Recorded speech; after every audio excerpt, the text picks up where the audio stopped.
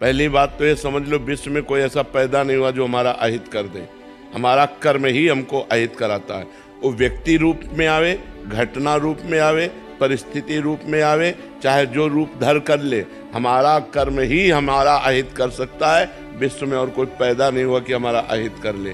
हमारा कर्म ही किसी व्यक्ति के रूप में आएगा, हमसे छल करेगा, हमसे कपट करेगा, हमसे लड़ाई करेगा, हमारे साथ मारपीट करेगा, विपत्ति पैदा करेगा, वो हमारा कर्म ही होगा। नहीं तो कोऊ न काहू के सुख दुख कर दाता, निज कृत कर्म भोग सुन भ्राता।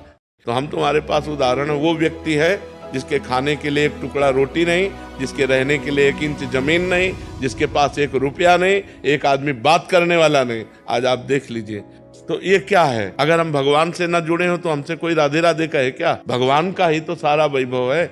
अगर आप ईमानदारी से भगवान का भजन करोगे तो जिन्होंने 1 सेकंड में अनंत ब्रह्मांड बना दिए, वो हमारे लिए सुख की व्यवस्था क्यों नहीं कर देंगे?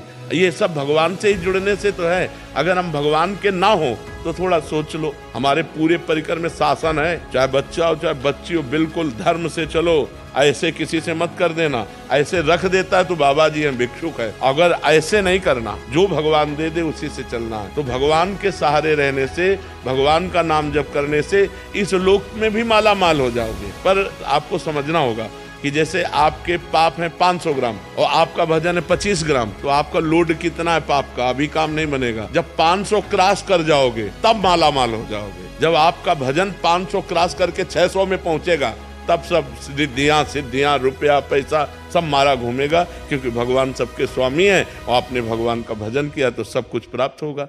महाराज जी, हमारे अच्छे व्यवहार के बावजूद हमें कुछ लोगों के साथ समस्या आने लगती है, ऐसा क्यों होता है महाराज जी? हमारा कोई पूर्व का जो पाप कर्म है वो हमको क्लेश दे रहा है। जैसे कभी कभी होता है कि हम आपके साथ बहुत अच्छा व्यवहार करते हैं, लेकिन आप हमारे साथ अच्छा व्यवहार नहीं करते, तो वो हमारा कर्म आपकी बुद्धि में बैठ करके हमको कष्ट देगा। तो हमें चुपचाप भोग लेना चाहिए, क्योंकि हमने अच्छा कर्म किया है, हमने बुरा किया नहीं। सामने वाला हमारे साथ जो बर्ताव नहीं करना चाहिए वो कर रहा है, तो वो बेचारा है। हमारा कर्म उसकी बुद्धि में बैठ करके हमको कष्ट दिलाना चाहता है। शास्त्रीय ज्ञान, अध्यात्म विद्या ऐसा कहती है, को न काहू के सुख दुख कर दाता, निज कृत कर्म भोग सुन भ्राता। को किसी के सुख दुख देने वाला नहीं, हमारा कर्म ही हमको सुख और दुख देता है। तो ये मानकर कि इस व्यक्ति के सिर पर अब इस समय हमारा कर्म सवार है जो हमको दुख देगा, इसलिए चुपचाप सहन कर लेना चाहिए।